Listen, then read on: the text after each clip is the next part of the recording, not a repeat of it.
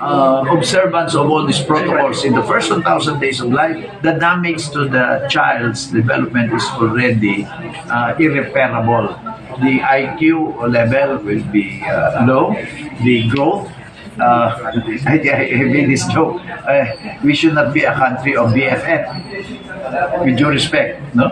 BFF, it's not best friend forever. It is below 5 feet. Below 5 feet. I'm not referring to anyone. But there are exceptions. No? There are exceptions that those who are small but very intelligent. But we should not look for exceptions, di ba? We should look for the general average.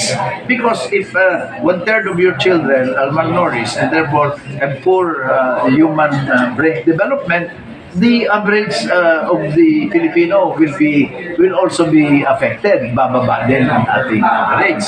Number 2, hindi nga tumatangkad. Mahina na rito, hindi pa tumatangkad. Pangatlo, ang performance sa school, mababa. Nabanggit ko kanina, sa PISA. Yung PISA, Program for International Student Assessment. 2018, kulela tayo of 80 countries, no? Sa reading. Second to the lowest sa math. The latest, 2023, nag-improve naman tayo. Third to the lowest na sa reading and I think science or reading and math. Sixth to the lowest tayo sa science. Andun pa rin tayo sa baba.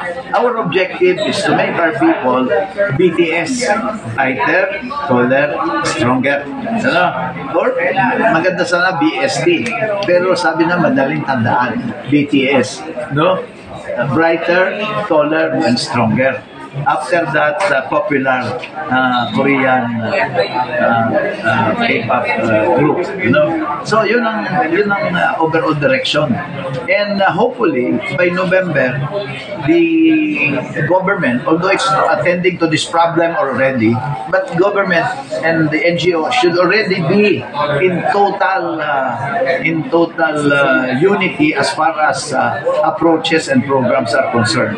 So that after 1 year, we can say we have targeted out of 500,000, we reach 300,000 or 350,000. The following year, maybe we will reach all the 500,000 pregnant women. No? But anyway, the population growth rate is also going down. The birth rate is also going down. But we are pegging the number of target at 500,000 a year. If we are not able, nationwide, if we are not able to attend to this, the problem is that we will add 500,000 of malnourished children year after year. And can you imagine if you add 500,000 or 400,000 year after year who are poor here, do not grow to the optimum level, sickly because malnourished child, sickly yun, yung foundation niya na-form na during the first 1,000 days, lahat na maraming sakit. The immune system is weak. The organs are not properly developed also. So maraming sakit that will be carried to adulthood. So I appeal to all the members of the media to join this crusade against malnutrition during the first 1,000 days of life.